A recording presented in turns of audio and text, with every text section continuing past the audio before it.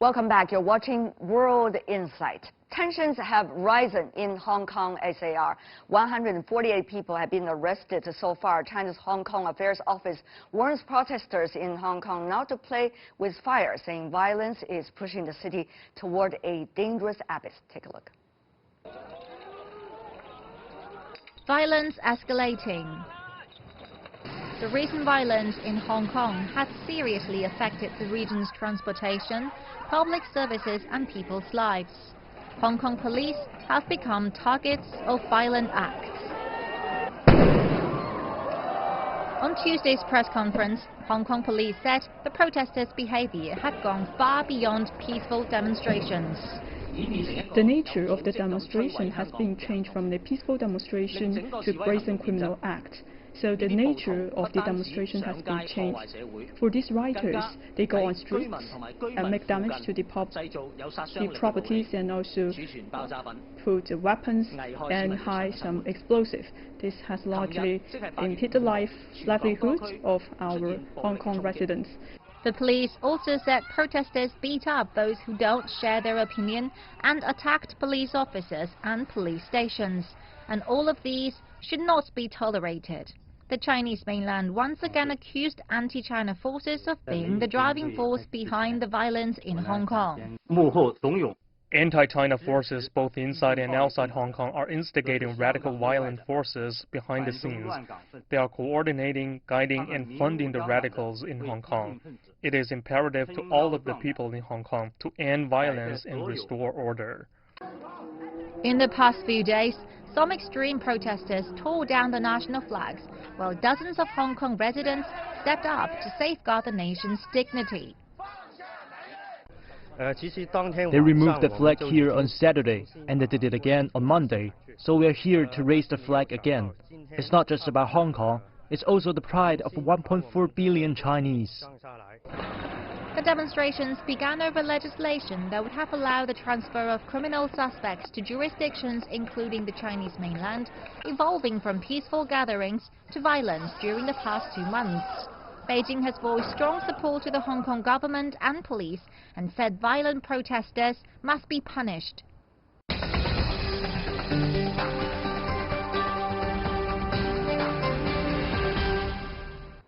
For more on the latest in Hong Kong, we have in Hong Kong Lawrence Ma, barrister and chairman of the Hong Kong Legal Exchange Foundation. Welcome, sir. In New York, we have Gao Zhikai, vice president of the Center for China and Globalization. Mr. Gao is based in Beijing. Gentlemen, welcome to both of you. Let me go to you first, Mr. Ma.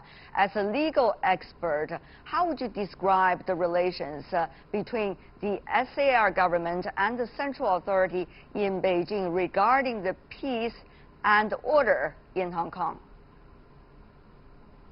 Well, basically, the law and order is within the purview of the HK SAR government, which means that it is within the purview of the Security Bureau and the police force. So Hong Kong has, under the one country, two systems, the law enforcement departments, which is the police, to look after the law and order in Hong Kong. So in that respect, the central government, besides national foreign affairs and defense, has no role to play in Hong Kong with respect to law enforcement. On the other hand, as a Hong Kong resident, Mr. Ma, since among the three of us, you are the Hong Kong resident, let me ask you about that. How do you see the relationship or the way of working between the police force in Hong Kong and the current SAR government? Well, I think the current police force is doing its best. It's been stretched to its very thin in order to protect the safety and securities of the people in Hong Kong. I mean, those people were committing serious crimes. They were committing riots, they were unlawful assemblies, and there were attacks on the police, setting fires on buildings, arsons, and fighting in public places, and bashing residents and citizens, blocking the roads. They've committed very serious crimes in the city. As a result of that, as a legal expert, Mr. Ma, should these people be punished if they were committing the crimes as you just described? Of course. I mean, Hong Kong is a place known for its rule of law as well as law and order. And it has been so many years, Hong Kong has remained a probably the safest city in Asia, if not the world. So this recent protest and unrest in the society has really damaged Hong Kong's reputation, and it has seriously hurt Hong Kong people's current lifestyles and peaceful enjoyment of life. So as a result, these people should be brought to justice.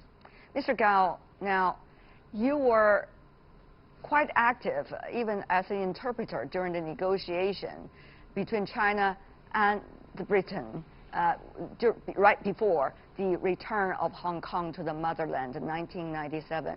One country, two systems, that is a wonderful creation, many believed around the world, about a new way of doing things. Now, Mr. Gao, how do you look at, more than 2 decades later, what's going on in Hong Kong for this moment?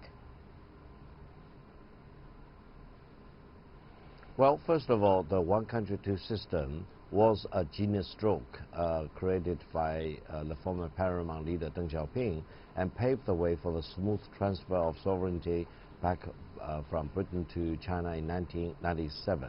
There is no doubt about that. Now, there are some problems in Hong Kong, chaos, violence, rioting, for example, and these should not be attributed to the one country, two system.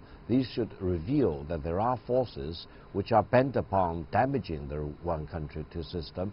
Therefore, this is the time for us to further defend the one country, two system, and to make everyone believe in Hong Kong and in the rest of China and throughout the world that the one country, two system still remains the pillar of all the political system here in Hong Kong. And this will also give strength to the rule of law, and the central government in Beijing will do whatever it needs to do to make sure that rule of law and order and law will prevail in Hong Kong. Hong Kong cannot deteriorate into anarchy or a situation where people will fear for their life, or they will not be able to go out into the streets for their normal business. Okay.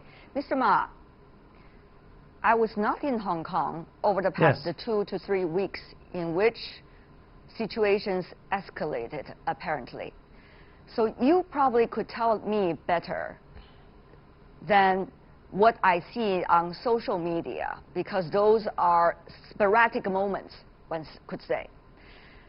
What shall we see about the quote-unquote division of opinions among the Hong Kong society, which of course is quite diverse in interests, but hopefully all believe that there should be a good Hong Kong and a better Hong Kong? Tell me if I'm wrong. Well, I mean, the people are diversified because actually, I believe that Hong Kong is a free city. It's so free that it is subject to a lot of external influences. The media is free. The inflow of capital is free. So an expression of opinion is free. Association is free. So Hong Kong, being part of China, is susceptible to what we understand as color revolutions, where there are external forces combined with internal forces to subvert the proper governance of the Hong Kong government, as well as trying to influence the PRC government as well.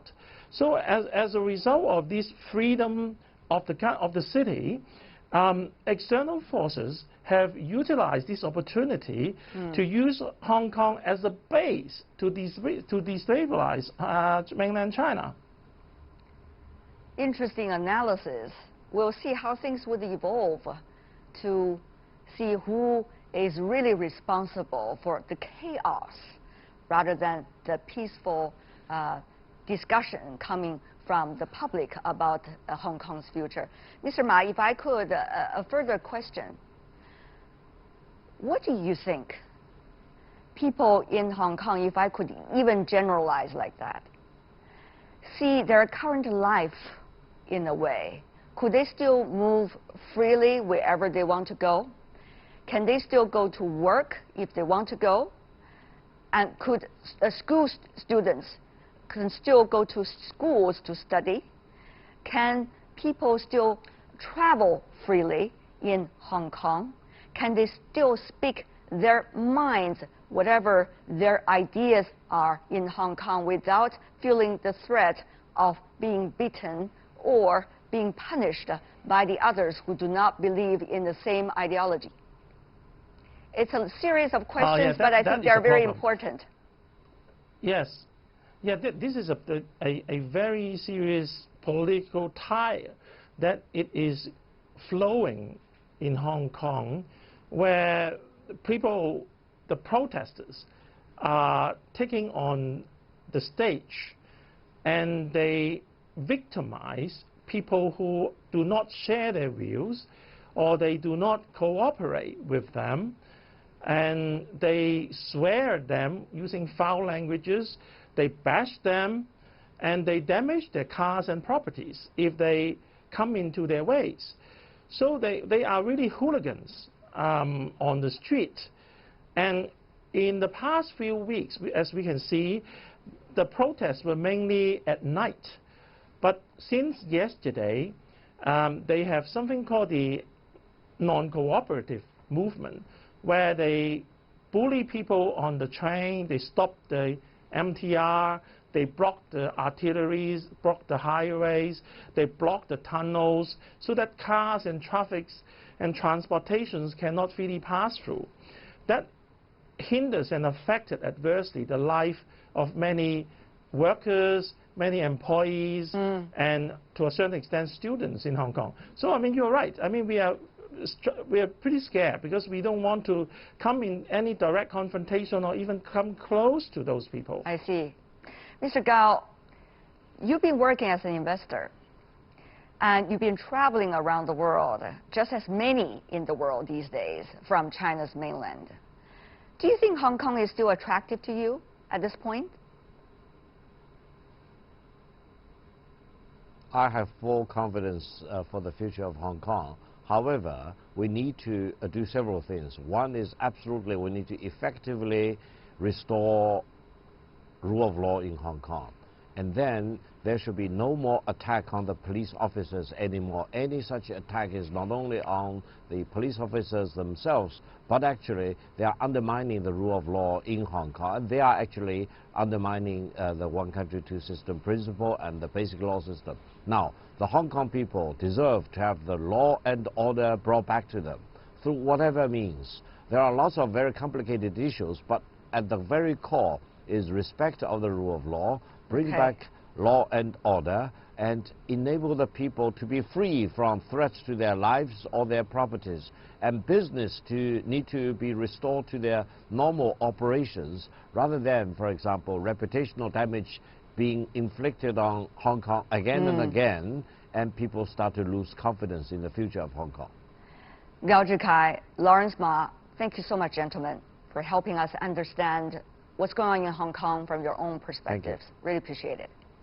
That is all the time we have for today. If you'd like to see more, try to find us World Inside CGTN into your search engine, or check out our YouTube channel. Follow us on Twitter, Facebook, and Sina Weibo. From me, Tian Wei, and everyone on the World Inside team, thanks for watching, and tune in again next time for more insights across China and around the world. Good night.